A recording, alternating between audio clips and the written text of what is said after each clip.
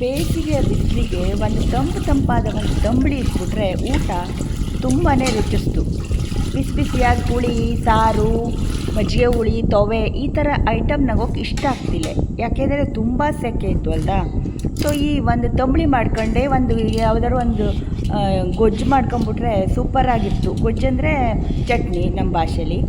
ಹಾಗಾದರೆ ಇವತ್ತು ಹೀರೆಕಾಯಿ ತಂಬಳಿ ಮಾಡೋದನ್ನು ತೋರಿಸಿದೆ. Hello everyone, welcome to Go Greens Go Green. ನೋಡಿ, ಮೊದಲಿಗೆ ಈ ಧಾರೆನೆಲ್ಲ ತೆಗೆದಿಟ್ಕೊಳ್ಳೋ. ನಾನು ಸಾಮಾನ್ಯವಾಗಿ ಸಿಪ್ಪೆ ತೆಗೆದ್ನಿಲ್ಲ, ಯಾಕೆಂದರೆ ಈ ಸಿಪ್ಪೆಲೇ ತುಂಬಾ ಸತ್ವಿರ್ತು. ಸೊ ಸಿಪ್ಪೆ ತೆಗೆದ್ರೆ ಅರ್ಧಕ್ಕರ್ಧ ಸತ್ವ ಹೊರಟೋಗ್ತು ಹೇಳಿ ನಾನು ಸಿಪ್ಪೆ ಪೂರ್ತಿ ತೆಗೆದ್ನಿಲ್ಲ. ಆ ಧಾರೆನಷ್ಟೇ ತೆಗೆದು ಈ ಹೀರೆಕಾಯನ್ನು ಚಿಕ್ಕದಾಗಿ ಹೋಳು ಮಾಡಿ ಇಟ್ಕತ್ತೆ. ಹೀರೆಕಾಯಿ ಅಂದ ತಕ್ಷಣ ದೇಹಕ್ಕೆ ತುಂಬಾ ತಂಪು, ಇದು ಆರೋಗ್ಯಕ್ಕಂತೂ ತುಂಬ ಒಳ್ಳೆಯದು. ಹೀರೆಕಾಯಿಯಿಂದ ಗೊಜ್ಜು, ಪಲ್ಯ, ತಂಬಳಿ, ಮೊಸರು ಬಜ್ಜಿ, ಮತ್ತು ಈ ಎಣ್ಣೆಲಿ ಕರು ಬಜ್ಜಿ, ಬೋಂಡ ಹೇಳ್ತೀವಲ್ಲ ಅದನ್ನು ಮಾಡ್ತಾವೆ. ಆಮೇಲೆ ಸಂಜೀವನಿ ಹೇಳೋದೊಂದು ಸ್ವೀಟ್ ಐಟಮ್ ಮಾಡ್ತಾವೆ, ಭಾಳ ರುಚಿಯಾಗಿರ್ತು. ತುಂಬ ಐಟಮ್ ಮಾಡ್ತಾ ಇದರಿಂದ. ಸೊ ನೋಡಿ, ಈಗ ಇದನ್ನೆಲ್ಲ ಹೋಳು ಮಾಡಿ ಇಟ್ಕೊಂಡಾಯ್ತು. ಇದಕ್ಕೆ ಒಂದು ಸ್ವಲ್ಪ ನೀರು ಹಾಕಿ ಪಾತ್ರೆಯಲ್ಲಿ ಬೇಯುಲಿಡ. ಈ ಹೀರೆಕಾಯಿ 5 ನಿಮಿಷಕ್ಕೆಲ್ಲ ಬೆಂದು ಹೋಗ್ತು, ಯಾಕೆಂದರೆ ಇದು ಸಾಫ್ಟ್ ಇರ್ತಲ್ಲಿ. ನೋಡಿ, ಈ ರೀತಿ ನಾನು ಒಂದು ಪಾತ್ರೆಗೆ ಹಾಯ್ಕೊಂಡೆ ಇದನ್ನೆಲ್ಲವ. ಇದಕ್ಕೆ ಈಗ ನೀರು ಹಾಕಿ ಬೇಯಲಿಡುವ. ಇದಕ್ಕೆ ಒಂದು ಚೂರು ಎಣ್ಣೆ ಬಸೆ ಗಿಸೆ ಎಂಥದ್ದು ಬೇಕಾಗ್ತಿಲ್ಲ. ಇದು ನಮ್ಮ ಹವ್ಯಕರು ಮಾಡೋ ರೀತಿಲಿ ನಾನು ತೋರಿಸ್ತಾ ಇದ್ದದ್ದು.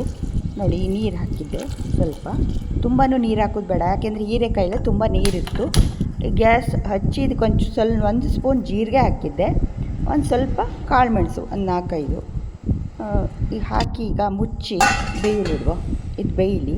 ಈಗ ಬೆಂದಾದಮೇಲೆ ಇದಕ್ಕೆ ನಾವು ಈಗ ಇದು ರುಚಿಗೆ ತಕ್ಕಷ್ಟು ಉಪ್ಪು ಒಂದು ಸ್ವಲ್ಪ, ಆಮೇಲೆ ಒಂದು ಸ್ವಲ್ಪ ಬೆಲ್ಲನೂ ಹಾಕ್ತೆ, ಯಾಕೆಂದರೆ ಬೆಲ್ಲ ಹಾಕೋದ್ರಿಂದ ಒಂಥರ ರುಚಿ ಬಂತು ಇದಕ್ಕೆ. ನೋಡಿ, ಸ್ವಲ್ಪ ಬೆಲ್ಲ ಹಾಕಿದ್ದೆ. ನೀವು ಬೆಲ್ಲ ಬೇಡ ಅಂದರೆ ಸ್ಕಿಪ್ ಮಾಡ್ಲಕ್ಕು. ಸಾಮಾನ್ಯವಾಗಿ ನಮ್ಮ ಮನೇಲಿ ಬೆಲ್ಲ ಹಾಕಿ ಸಿಹಿ ತಂಬಳಿ ಮಾಡೋದೇ ಜಾಸ್ತಿ ಹೀರೆಕಾಯ್ದ. ಕೆಲವರು ಬೆಲ್ಲ ಇಷ್ಟ ಇಲ್ಲ ಎಂದವರು ಮಾಮೂಲಿ ಸಪ್ಪೆ ತಂಬಳಿ ಮಾಡ್ತಾವೆ.